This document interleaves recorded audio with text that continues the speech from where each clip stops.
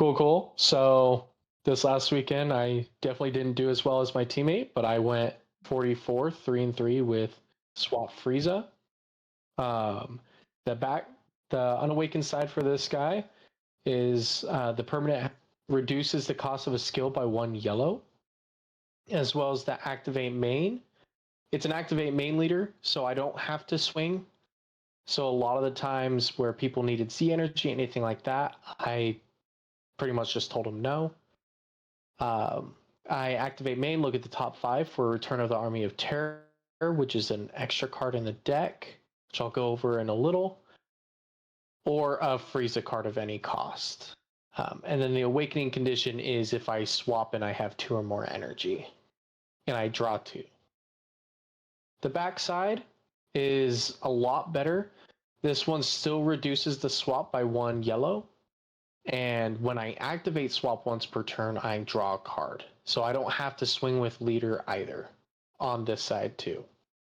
The auto that it has as well, which is really interesting, is when one of my swap Friezas with the cost of 3 or more attacks, I can look at the top 3 cards of my deck and combo a Frieza's army. That one is once per turn, but later on when we get into Z deck, that changes. So starting off with the first cards, I run 4 of the Return of Army of Terror. This card, if I'm being honest, is, other than the 1 cost, the MVP of the deck. This card lets me search for my early swap pieces that I need to be able to get that perfect swap chain going, to be able to shut people down. This is an easy 4 of, and then if they end up getting stuck in my hand, later game, I can just use the activate battle to make my leader a 20k or my Z leader 25k for the turn. And then the other card, the 1 costs, these guys are the only 1 cost in the deck, but for the most part, you can see them either by this card, by the Return of the Army of Terror, or the leader ability on the back side, on the unawakened side. This guy has deflect and barrier, so your opponent's not removing them anytime soon. And the swap into a 3 cost is free due to leader ability. I don't use the auto on the 1 cost. It's really not worth it. But it pretty much lets me swap Z energy to my hand and a card from my hand to my Z energy, but that never really came out. We have, for our 3 drops, the first one is the Frieza Provoking Attack. This is an older promo card that came out with the deck. This one I think is okay. It helps me search the top 5 for a Frieza, but then if I add something to hand, I have to discard, so I'm really not going up 1. I'm just kind of staying the same, which this deck actually used to struggle with a lot, was kind of just keeping the same hand size rather than going up. Another 3 cost is 3 of the Frieza Cold-Hearted Behavior. This actually came up a couple games during the tournament, especially against Gogeta Xeno. I guess some of their 1 costs and all that, just getting rid of those. It also actually came up against Vegeta as well, being able to KO their 1-drop Gohans. I don't play this a lot, but I played it about 2 times during the tournament. And then I run 4 of the new promo 3 cost. This card is cracked. This card is really, really good. Kind of where I was saying before, where the deck kind of just stays in the same hand size. This card pretty much just lets me go +1 a turn now, each turn.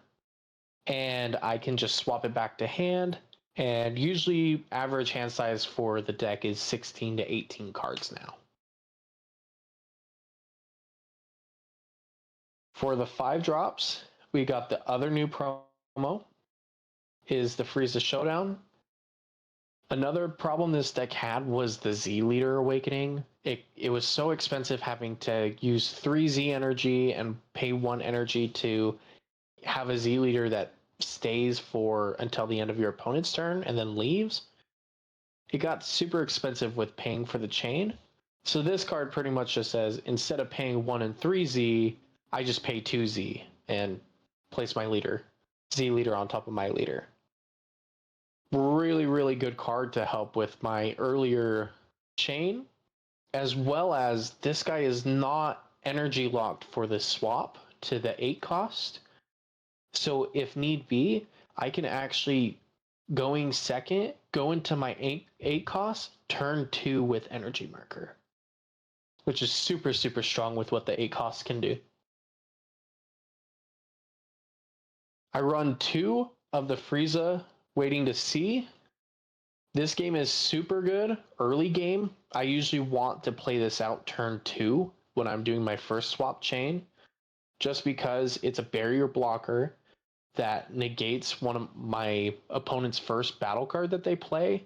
So if it has any double strike skills, dual attack, it loses those. I actually caught a couple people off guard with that during the tournament, and I negated some of their double strikers and dual attackers, so they just couldn't swing as much. This card is really, really good. I run 2 of the Spirit Clash. If I'm being honest, this is kind of my second least favorite one of the 4 I'm running, 4 different 5 costs I'm running. This never really came up, just for the fact that most of the time you want to go into the new promo 5 drop to go into your Z leader, and then the 8 drop just barrier removes the entire board rather than just one. I just never really saw a chance to play it. And then my last 5 drop is the Limitless Raw Power. This card's really good if I need to keep a 5 cost alive on my board, if my opponent has some form of barrier removal. This card also switches something ignoring barrier to rest mode, so if I want to try to swing into something that maybe has barrier, I can do so. And then this will stay on the board because it can't be removed by any form of skill other than minusing till the end of the opponent's next turn. Now we get into the big guys, the 8 drops. I run 4 of the archetype 8 drop. This guy is insane. Being able to, on play, just board wipe your opponent, ignoring barrier and rest mode, and then is a 30k double strike dual attack paired with the Z leader. This card is really, really strong. It wasn't as good before the promos, just because you couldn't play it until you had 4 energy. Now being able to play this turn 2, turn 3, and just continuously wipe your opponent's board makes it so much better. Did you ever actually get to slam it on someone turn 2? I did not, just for... Yeah, because your opponent would have to hit you to at least 5, and you need to do the Z Awaken Frieza, right? Yep. But you could... So that never really came across. A lot of the games, other than the Gogeta Xeno, they really didn't take me down to 4 life till turn 3 and on. A lot of my games went longer, just because if need be, I can stall. But the possibility... Turn 3 play for you? Yes, realistically, it's a turn 3. But if you hard aggro me and you tap out, believe me, when it gets to my next turn, this is coming out, and it is not going to be enjoyable for you. Because your board will also be gone. This card actually came up a lot, and I really, really like that this tech was found, is the green-yellow Frieza. I didn't know this until I started looking at the decks more and started talking to the teammates a little bit more, but the green-yellow Frieza can be used for the swap chain with the 5 drops. And this guy is just a crit, dual attack, Nuka Unison, and draw a card. So it replaces itself, it removes 2 markers off of a unison, which is really good into something like black, or if some of those earlier decks are playing those unisons that don't really go up markers. I just swing once into that unison and then play this guy and kill it. How many times? And it's a did you crit say dual you attack. played this throughout the day? I played this throughout the day. Yeah, like did you play it every I've matchup? Did you play it multiple times? yes. I've probably played this about 2 times a matchup. So you're really Just for the fact that it's a 20. This card, I think for the 8 drop, especially because if I don't see these guys, which actually most of the time I didn't, this guy is the next best thing. Just being able to, like, I faced Tapion, and they played the archetype unison for the deck, and I got rid of it immediately. And then I swung 25 crit dual attack, which with leader can make it 30 or even 35 each swing. So this card is very, I think, underrated. I would actually switch it to where I possibly run 4 of these and 3 of these. The only reason why I run 4 of these is just because they ignore barrier. Yeah, the board wipe ignoring barriers. I really like this card just for the fact that it can remove a lot of that. It's unison hate. I draw a card and I hit. You're not taking a life. It's going right to the drop. No, it's super solid tech. It can stop certain matchups from even like playing the game if they're unison centered deck. 100%. I think the only one where it really doesn't hit well is Topo Lock, but I'll actually get into that in a little bit. The next cards up are Racist Frieza. I run this at 3. The reason being, most of the decks running Rampant right now are Saiyans, and so I need to see this card. This card is actually really good into Red Vegeta 2 if they don't see counterplay along with the Gogeta. If I can get a swing off of this, I could remove their 6-cost Gogeta, and I can start doing my swap chain. Yeah, it being just a pay 1, replace itself, swing, KO, restand, swing again, it's so much value for 1 energy. It's so good. Oh yeah. And with the restand only being with Saiyans, usually I'd run it at 2, but again, with how many Saiyan decks are running Rampant, exactly, this is an easy 3 of. Exactly. Plus, it's searchable. Next, you got the Limit 1 card. We got the UI Goku. This deck builds a lot of Z. This is my mini SCR. This deck can swing this thing. I've swung it 5-6 times. Yeah, swap Frieza can just, it literally just shotguns at Z energy if it just gets unchecked. Yeah, this card is insane in the deck once it hits closer to turn 4, turn 5. How many times did you play throughout the day? This card, I actually didn't have a chance to play it any, just for the matchups I was facing. The times that I did pull it were against decks like Tapion, where they just flooded me half the time and I couldn't swing it, or Red Vegeta. By the time I pulled it, I was pretty much just dead. I actually didn't really see it often, mostly just because of the leader ability of just me not being able to grab this off of it. So you kind of just got bottom decked a lot. Yeah, you have to like RNG into cards like that. But when you see it, yeah. But man, does it feel good, like you were just about to say. When you see it, man. Oh yeah, that if I can get that combo off, it's such a strong card. I run 2 of the sorbet, the one that if my swap card is removed, I can just play a 1-drop from the drop. If I'm being honest, I have not played this card once.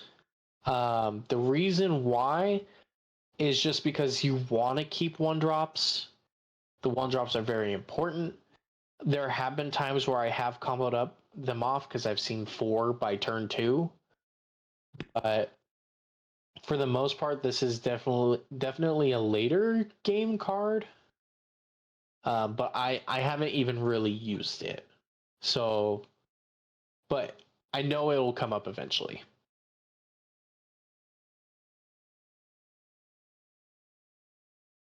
Kind of getting into our negates a little bit more. I run 4 sorbet. Sorbet is really, really good when you have your Z leader out. They used to not really run it much because the Z leader was super expensive. So you'd usually play the Z leader once, maybe twice a game. With the new support, this is an easy 4 of just because it's a free negate. Play this card, and then it can either become combo power to add to your Z, or you can use the activate battle to power up one of your swap cards. Be careful. I've heard of people trying to use this on the 8-drop. You cannot use this on the 8-drop because it does not have swap.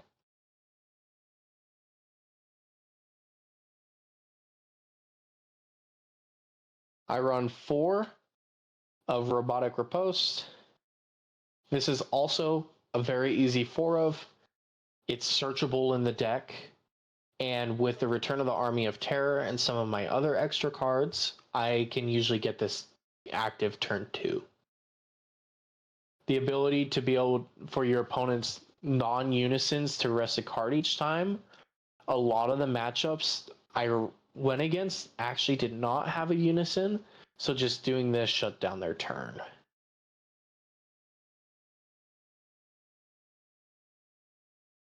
Another free negate that's in the deck, I run it as the 3 of, is Metacooler. One of my favorite techs to do is go Robotic Riposte or Nimbus right into Sorbet and then right into Metacooler. I'm negating 3 swings, and if I Robotic Riposte, they rested 4 cards alone, and they just wasted 4 cards. Really, really good card in the deck. It also gains barriers, so it's a lot harder to hit. So if I can get it past that turn, I have a free 15k swinger.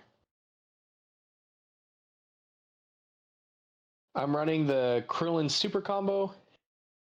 Really, it's kind of the best super combo to run with the deck. Being able to filter some of the cards in your hand that kind of get stuck, you can 100% do that.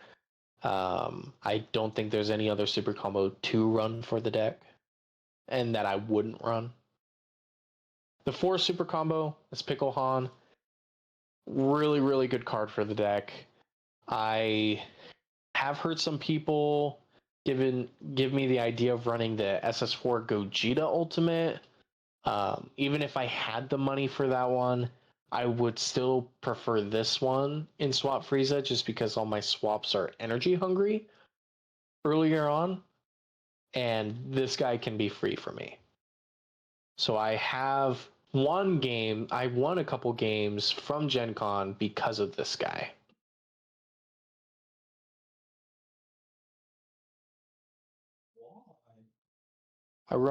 Next up we have the extra cards. I run 3 Flying Nimbus.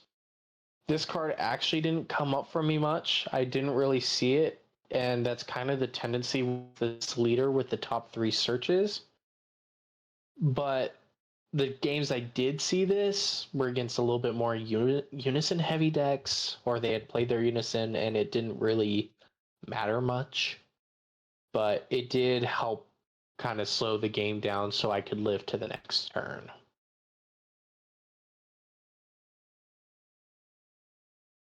I run 2 Time Magic, for a lot of those decks that swing 2-3 times, like the Tapion deck I faced, I locked down their boss monster with Time Magic. They weren't able to get off their double strike, anything like that, and it couldn't restand. So it definitely killed their turn to the point where they just passed right after. Really, I really like this card. Yeah, just I pay 1, lock your guy in rest. Oh, he was going to attack twice. He was going to restand. Whatever it was, I just negate once and he's done for the turn. Yeah. And just in a pinch, he's sparking. Yep. I think the games that I used it, I sparking both times just because I then went into something like Robotic Riposte and then into my free guys. I play 1 of the Power of a Super Saiyan. Early game, this card, if I see this card, I usually end up charging it just because I don't see a point with how energy hungry the deck is. But if I can see it late game, a lot of the times I'll activate battle. If it's my opponent's turn, I'll activate battle, rest one of their battle cards or unisons. That usually gets me to 5 rested cards. That way I can pickle Han. And that actually won me one of the games. Well, this because is I just used pair with Mecha Frieza, right? Yep. Mecha Frieza, and so if I swing a battle card, you like rest their unison, rest their next battle card. Just help Mecha Frieza actually become impactful earlier. Yep. The one little problem I have with this card is, again, this deck usually the first 3 turns I'm tapping out, or I'm leaving 1 energy up for something like Nimbus or Mecha Frieza. So this card I usually don't start seeing become active until turn 4 and on. But other than that, it's actually been a half decent card for me. The final card, Cold Bloodlust. I wish I saw this card more because this card's amazing. The ultimate stopper and being able to pretty much stop any card that doesn't have deflect in their tracks. I played it against the Gogeta Xeno. They tried counterplaying my 5-drop that I was playing to go into Z leader and kill my chain, and I pretty much just told them no. And I end up going into the 8-drop that turn, and that's what won me the game. Oh, it's so satisfying looking across the table in another Dragon Ball player's face, looking deep into their soul and saying, "No, I don't think you will counterplay my thing." Yep. And then just continue on with when your I was day. facing yep. In testing, he's done this like 3 times on my Defeating the Demon. Because I'll go to Defeating the Demon, his 3 cost, 15k. And he'll just be like, pay 1. It feels so good as a Frieza player. Just pay 1, no. Well, it's like if he doesn't have another 1 cost, it's like his chain just ended and his turn's over. So it's like, just hey, pay 1. You're Defeating the Demon. Doesn't stop my turn here. I need to keep going.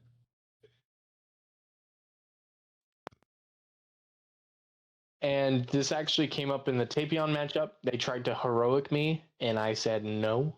I took them from 6 life to 3 life that turn because they had tapped out. That is straight value right there. No floodgate for you. And then sideboard, 3 Sun Gohan, Trusted Ally. I never ran into green. It didn't really come up. This deck draws a lot. I run it at a 60 card list, and I still almost deck out. But this is kind of in the case if they're hitting my hand a little too hard, I can just pitch this and I just get it back. Plus, it gives me combo power on my field. Yeah, I think I saw like 2 Namakus and 1 or 2 Zamasu Mills, and that was it. There was actually like 0 green at the event. Well, even against Zamasu Mill, this isn't even a card I would think about putting in any day. No. Yeah, it's just I And was just surprised by the lack of green currently, and I think it's because green doesn't have a good time into Gammas or Vegeta, so I feel like green is just not good mm-mm. match right now. Nah, green is probably the I think with the least new promo support, it favorable will color. though. Yeah, like I don't. outside of like I Majin feel like Vegeta and Green Cooler, nobody's like looking at green because it's just like the least favorable pick out in like the color. true. There was at least one green cooler. Uh, I know he top 32 what's that event. Ivo's younger son brought green cooler and got top 32. Oh, Eric. No, Eric's the older one. No, Oh, the younger one. He brought a variation of Red Vegeta that runs at Red Green Arrival, gotcha. and he got like 20th. He went 4-2. Nice. So Anti-mill. So the next card is Frost. Yeah, anti-mill against Zamasu. I'm drawing so much that this pretty much just tells Zamasu, hey, you got to mill me 3 more cards now. Never came out because I never faced one, but it's always there just in case. maybe buys you a turn. Yep. 6 cost Frieza. I actually didn't realize I could run this card till after Sunny told me about it a little bit more. I got you, Jit. This card I think is really, really good into multiple matchups, including Zamasu Mill, because it just negates skills and it replaces itself. This is your clear for Aegis Gogeta SCR. I mean, yeah, just permanent. It cannot be removed. This is your negate skills. Like anything where they have a really tricky body, this is your way to remove it. Yep.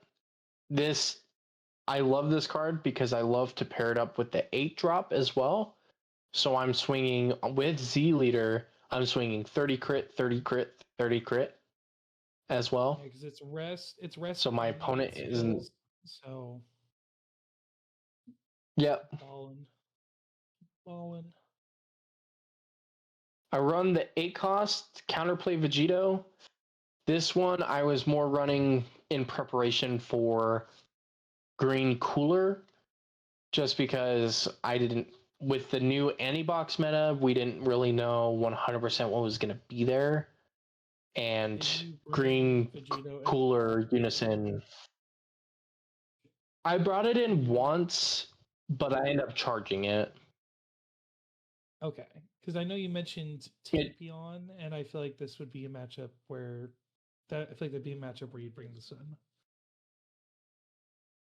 in. The reason why I didn't bring it in, I did bring it in for that, for Dabura.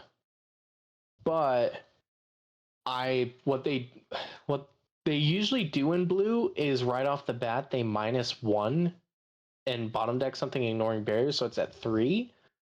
So then I play this, remove 2 markers, and now it's either you block or you use your -1 effect. You can't get one or the other. Yeah, that's true. And both times I had them just block. They never use the -1 to negate the swing, negate the skills. This card, actually my least favorite. I want to take it out. Is Unison of Fury. I tried it against Panzino. Yes.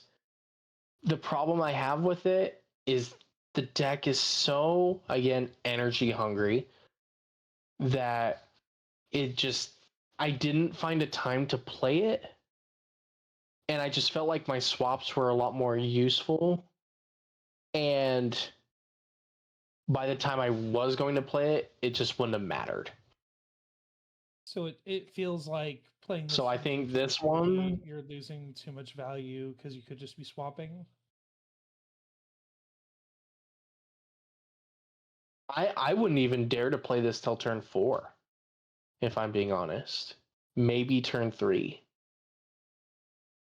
Just because a lot of my chain starting off, the one cost 1 to play, unless I played it the previous turn.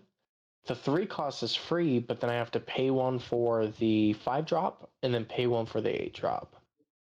That's 3 energy right there to get out my 8 drop. Or 2 if I have the 1 cost out. And so turn 3, if I do that and I have my 1 cost out already, that leaves me with 1 energy open. So usually I want to save that for Robotic Riposte or Flying Nimbus. So this card just didn't really come up for me as much as I thought it would.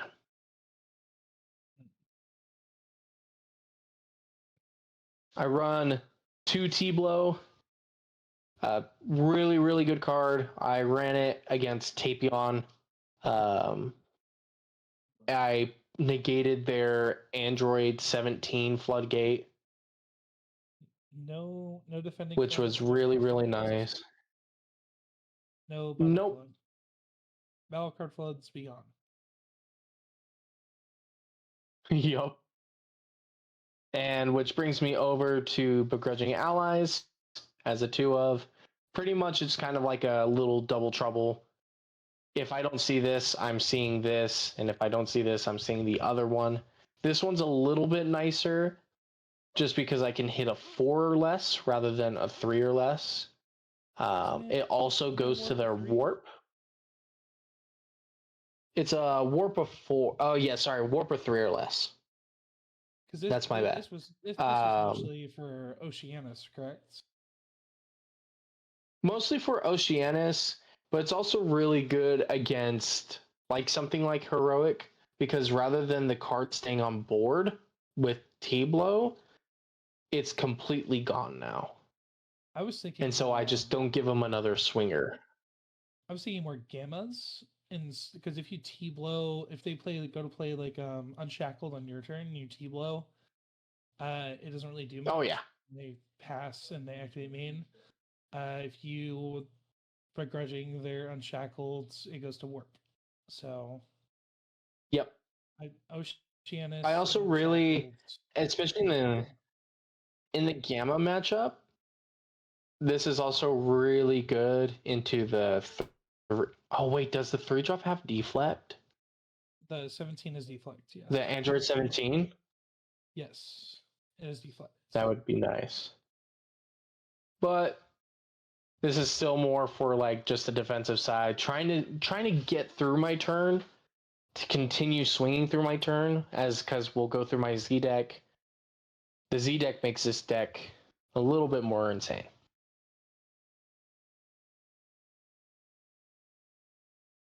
So starting off, we're gonna go best for last. We have Hey Shenron.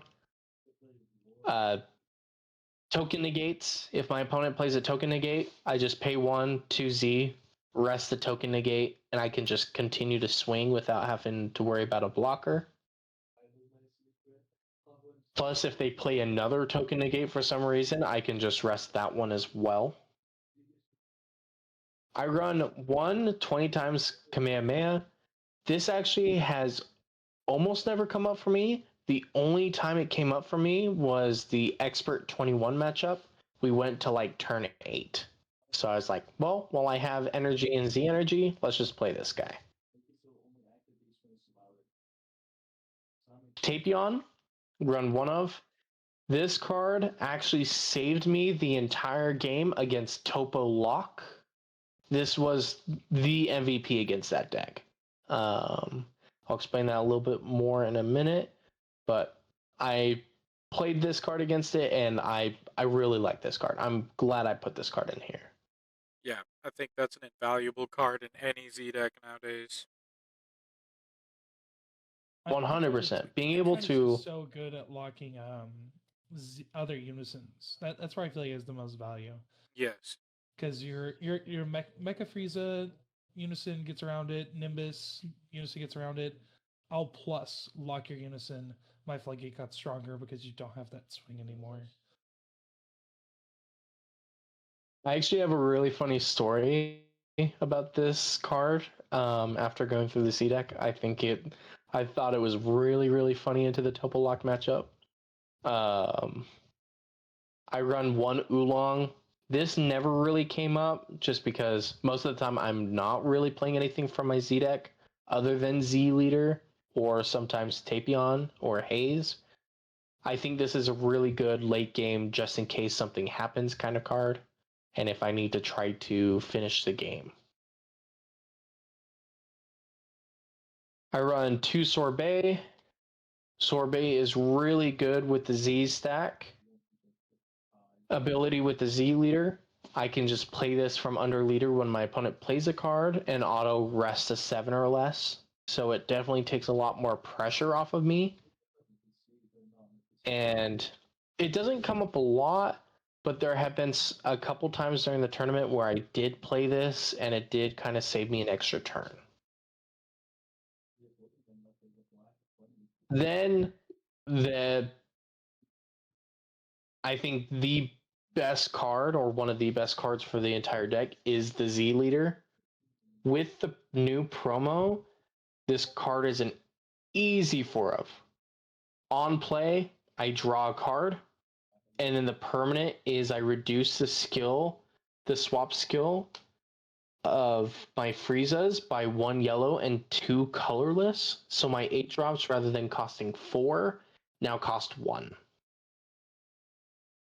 And then at the end of the turn, at the end of my opponent's turn, this does leave, but that doesn't matter. This is a more aggressive leader with its secondary auto of when I swing with any Frieza with a cost of 5 or more, I look at the top 3 in combo of Frieza's army, which on this side, it says a Frieza with swap.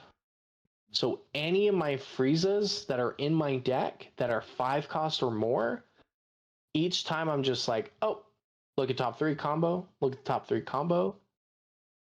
I am, most of the time, most of my Z is not coming from my hand. That's why Frieza gets such a big hand, is because of this card. Yeah. You want to be from turn 3 on. What's that? I was just saying, if Swap Frieza doesn't get flooded, it goes crazy with Z energy. Well, then, even if your opponent negates, you still get a Z, which not many decks actually do. No. And that's what this is the anti-explosive dance deck. I just build so much Z that I can just swing combo a 30k from my deck and just keep swinging all my guys. This is the card that gets my UI Goku online. And that's it for the deck, sideboard, and Z deck. Matchup wise, I went 3-3. The first half wasn't really good. My first matchup was against probably my most 50-50 matchup, depending on who goes first and who goes second. Red Vegeta. I need to go first against that deck, or else I just lose. I end up going second.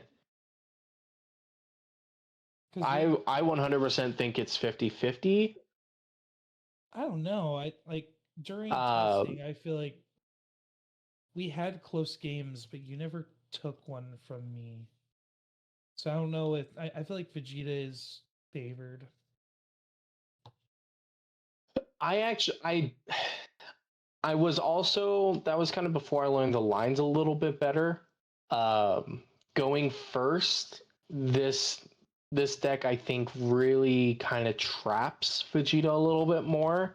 It slows him down just more for the fact of you can't play your Gogeta, or if you do, you're paying 2, and then I can just play racist Frieza and just kill it right away. I was watching a lot of matchup videos during other regionals as well, where if Frieza went second, it kind of just lost automatically. But when it went first, 90% of the games I watched, it won against Red Vegeta. So I really think as long as this deck goes first, it's a lot. I would say I would put it as 60-40, 70-30 in favor of Frieza. But if you go second in this deck, it's like an 80-20 Red Vegeta.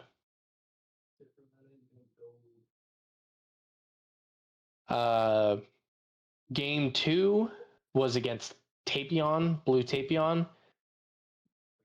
I controlled their board most of the game. That game ended up going to time. I completely forgot about the turns rule. And so, because I usually never go to time because I usually don't play yellow. I usually play black. And went to the turn rules. And as soon as I passed turn, because they hatched me, they just said they won and they played a couple guys and passed. But that one was really close. I tried killing, but it just didn't work. Game 3, Panzino. What's up? One of the complaints I will say about GenCon, there was not a clock on the floor. There was a PA system, and if you paid like super close attention, even though the room was so loud, there was hundreds of people in there, you could like barely hear them say over the microphone like, "We're going into overtime," or "What, 2 minutes left."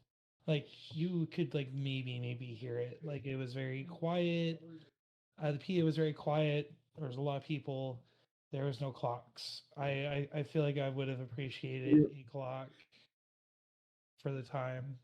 Oh, Hopefully, I agree. I would have. That went that long, but like it, I feel like it's really good to know.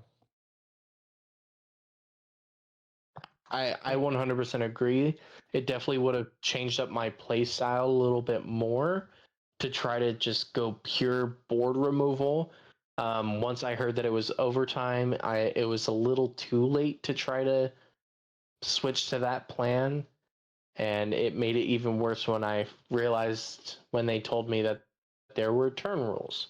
So that kind of made me lose the game a little bit.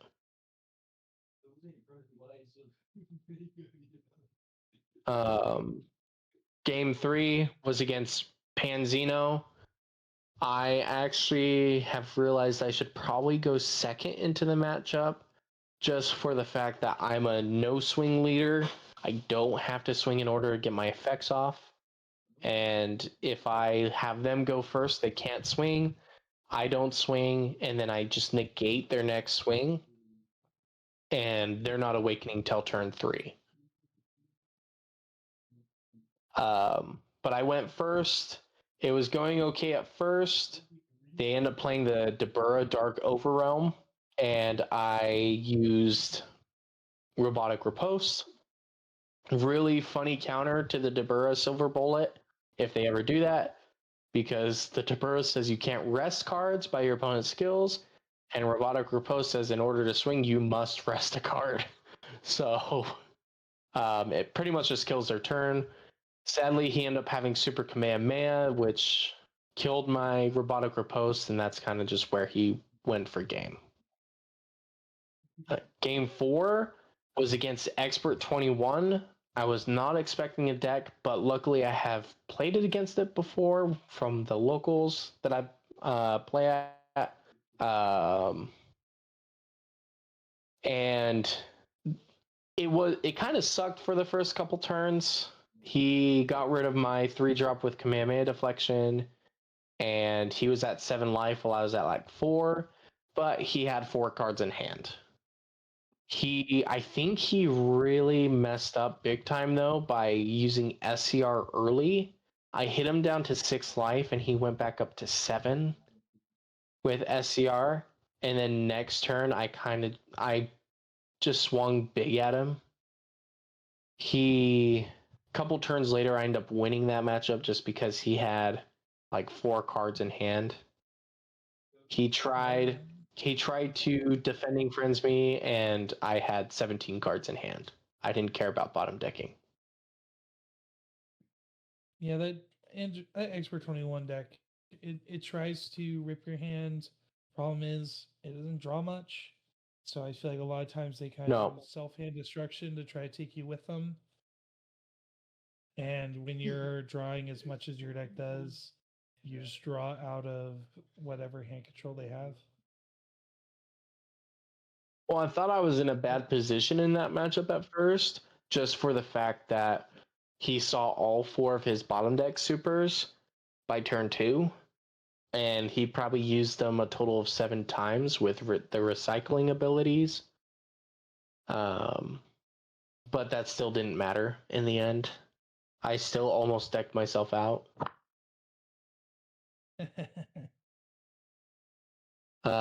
Game 5, I would say, was probably my easiest matchup. It was Gogeta Xeno.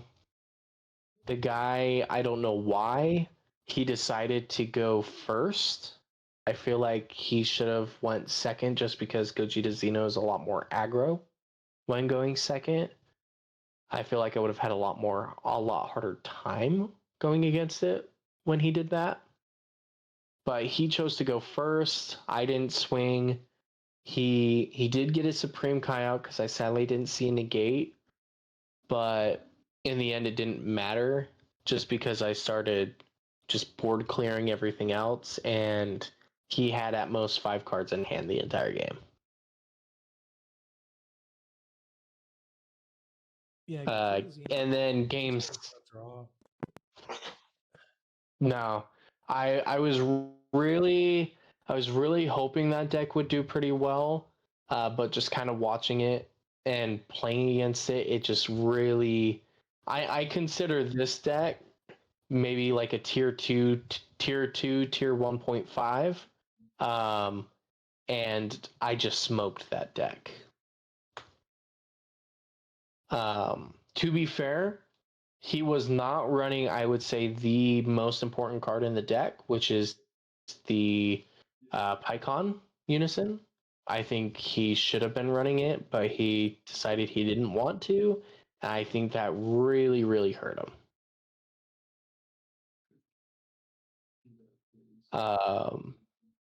The last game I played, which this card came in clutch, was Topo Lock. As soon as I saw the deck, I had 2 different forms of emotions. I had, hey, I'm playing against Topo Lock, and why am I playing against Topo Lock? The deck with the Tapion Unison, Topo is insane. This card will not die in Topo. Yeah. The guy I think got up to 7, 8 markers on it. Yeah, It was not going anywhere. whenever I sit across the table from a Topo Lock player, I just sit there and I'm like, man, the guy who made Cyanide like tooth capsules, he's so smart. He's so real for that. Yep. Well, I was like a little like crap because it is a little bit of a bad matchup for Frieza because my whole thing is about switching battle cards out. But I didn't care because he only saw 1 piece of removal and I cold bloodlusted it. And so I just kept my chain going up to the 8 cost, dual crit draw card. And that card really helped. This card, though, was the MVP because what I did is I would play this. I played this guy. I locked down his Unison. We had a locking down Unison contest for 4 turns in a row. And the one turn that he decided to. I like your Unison. That's exactly what happened. But the one turn that he didn't lock my Unison was the turn I won. He locked down my 8-drop green yellow, and I swung with the cards I had on board because I had a Frieza, I had a robotic riposte, I had a meta cooler, I had my leader, and I had this guy. I ended up pickle haunting as well because I hadn't played a card that turn yet. So I had super comboed, pickle haunt, rested a card, drew a card. I swung that and he negated, but I ended up swinging 3 more times and he called game, and I still had 2 swings with Unison. So that one, I'm glad I knew the matchup, but overall, I had fun at the tournament. Didn't really go the way as much as I expected, but it definitely opened my eyes a little bit more to the meta. I plan on bringing black, and I still plan on practicing this deck a lot more. But overall, it was pretty fun. Did you end up facing any red Vegetas? I can't remember. That was my round 1. Your round 1. Yeah. Well, which was really, really rough because I was hoping to kind of go around it, but that ended up not happening. well, hey man, all you can do is take away from the experience and push yourself to do better next time. You know what I mean? 100%. I'm actually planning on bringing back Panzino. I'm actually gonna retest Goku Zeno, kind of see how that feels. Placed a couple times with that guy, so I'm hoping to maybe run him back. So Well, I'm definitely excited to see what you do with Goku Zeno.